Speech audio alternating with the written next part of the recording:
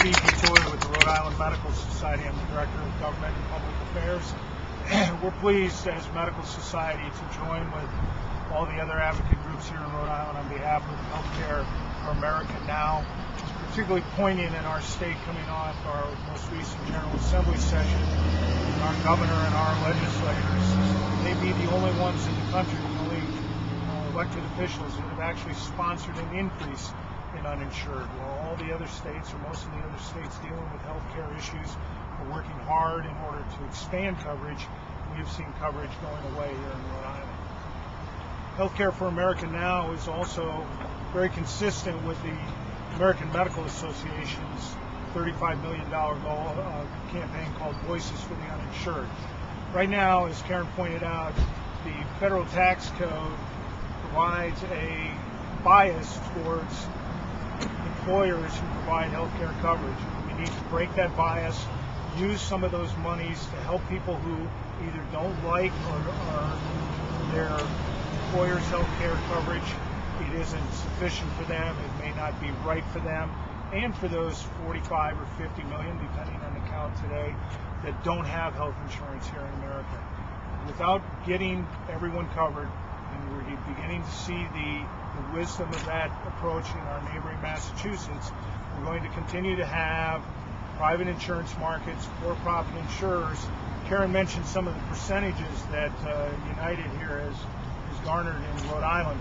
We'll put that in stark dollar terms. Every year United sends back to Minnesota. Now this isn't even money that they save here in Rhode Island. They send back to the stockholders and the corporate entities in Minnesota about $15 to $18 million.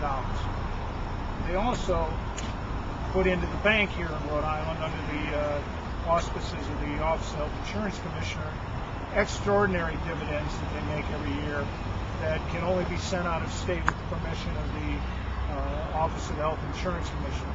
At last count, that bank account that United has in Rhode Island of extraordinary dividends is $75 million and growing.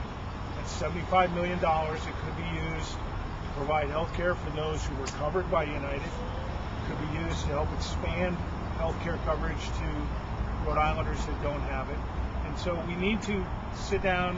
There needs to be a role for government in regulating health insurance in the private market in a way that allows coverage for all Americans. And that's one way that we will all see less increases in cost in our health insurance coverage for more people are insured.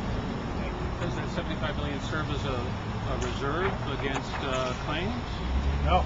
That's extraordinary dividends. That's above and beyond what they've already paid for claims in that given year. And that's not just 1 year's accumulation. It's to what end? 3 or 4 or 5, 6 years, some 5 years. To what end? To what end?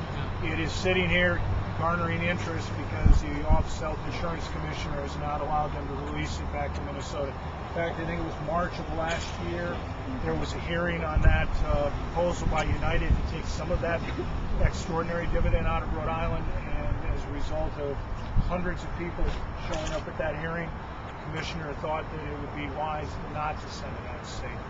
I don't know of any plans or any purposes that serves right. The other insurers subject to the same requirement? No, because there's no other for-profit insurer that's gaining a dividend that they're paying regularly and an extraordinary dividend upon that.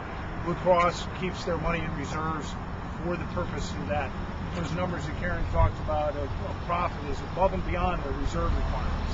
So Blue Cross, since it's non-profit, doesn't have any extra